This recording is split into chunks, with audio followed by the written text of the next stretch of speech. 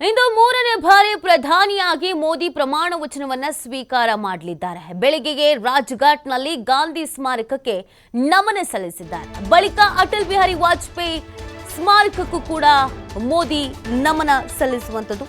ನೋಡಿ, ಇವತ್ತು ಮೂರನೇ ಬಾರಿ ಪ್ರಧಾನಿಯಾಗಿ ಮೋದಿ ಪ್ರಮಾಣ ವಚನವನ್ನ ಸ್ವೀಕಾರ ಮಾಡ್ತಾ ಇದ್ದಾರೆ. ಆ ಕಾರಣಕ್ಕಾಗಿ ಸಕಲ ಸಿದ್ಧತೆಯನ್ನ ಮಾಡಿಕೊಳ್ಳಲಾಗಿತ್ತು. ಅದರಂತೆಯೇ ಇವತ್ತು ಕಾರ್ಯಕ್ರಮಗಳು ಪ್ರಾರಂಭ ಆಗ್ತಾ ಇದೆ.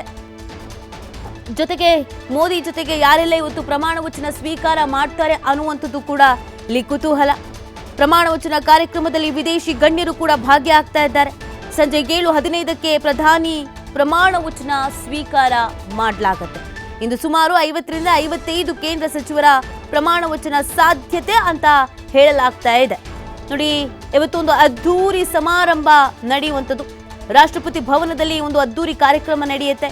ಮೋದಿಗೆ ಪ್ರತಿಜ್ಞಾವಿಧಿ ಬೋಧನೆಯನ್ನ ಮಾಡಲಿದ್ದಾರೆ ದ್ರೌಪದಿ ಮುರ್ಮು. ಪದಗ್ರಹಣ ಕಾರ್ಯಕ್ರಮಕ್ಕೆ ದೇಶ ವಿದೇಶದ ಗಣ್ಯರ ಆಗಮನ ಕೂಡ ಆಗತ್ತೆ.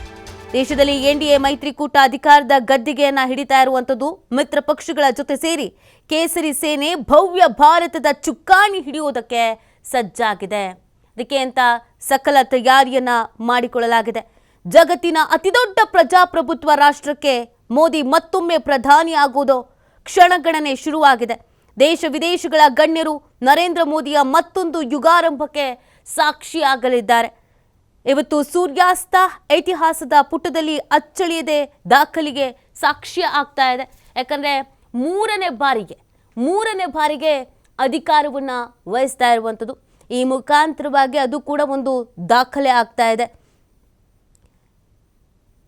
ನೋಡಿ, 1962ರ ಬಳಿಕ ಮೊದಲ ಬಾರಿಗೆ ದೇಶದಲ್ಲಿ 3 ಬಾರಿ ಸರ್ಕಾರ ಅಸ್ತಿತ್ವಕ್ಕೆ ಬರುವುದಕ್ಕೆ ಕಾರಣವಾಗ್ತಾ ಇರುವಂಥದ್ದು.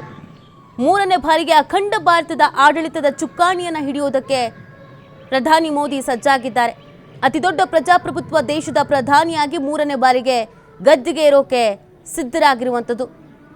ಅನೇಕ ಗಣ್ಯರು ಈ ಒಂದು ಕಾರ್ಯಕ್ರಮದಲ್ಲಿ ಭಾಗಿಯಾಗ್ತಾ ಇದ್ದಾರೆ. ದೇಶ ವಿದೇಶಗಳ ಗಣ್ಯರು ಭಾಗಿಯಾಗ್ತಾ ಇದ್ದಾರೆ. ಇವತ್ತು ಬೆಳಗ್ಗೆನೆ ರಾಜ್ಘಾಟ್ನಲ್ಲಿ ಗಾಂಧಿ ಸ್ಮಾರಕಕ್ಕೆ ನಮನವನ್ನ ಸಲ್ಲಿಸಿದ್ದಾರೆ.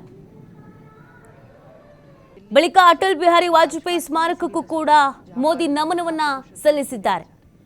ಇವತ್ತು ಬೆಳಗ್ಗೆ ಈ 2 ಕಾರ್ಯಕ್ರಮದಲ್ಲಿ ಭಾಗಿಯಾಗಿರುವಂಥದ್ದು. ಮೊದಲಿಗೆ ಗಾಂಧಿ ಸ್ಮಾರಕಕ್ಕೆ ನಮನ ಸಲ್ಲಿಸಿದ್ದಾರೆ. ಆನಂತರ ಅಟಲ್ ಬಿಹಾರಿ ವಾಜಪೇಯಿ ಸ್ಮಾರಕಕ್ಕೂ ಕೂಡ ಮೋದಿ ನಮನವನ್ನ ಸಲ್ಲಿಸಿದ್ದಾರೆ. ಸಂಜೆ ರಾಷ್ಟ್ರಪತಿ ಭವನದಲ್ಲಿ ಅದ್ಧೂರಿ ಕಾರ್ಯಕ್ರಮ ನೆರವೇರುತ್ತೆ. ಪ್ರಮಾಣ ವಚನ ಕಾರ್ಯಕ್ರಮದಲ್ಲಿ ವಿದೇಶಿ ಗಣ್ಯರು ಕೂಡ ಭಾಗಿಯಾಗ್ತಾ ಇದ್ದಾರೆ.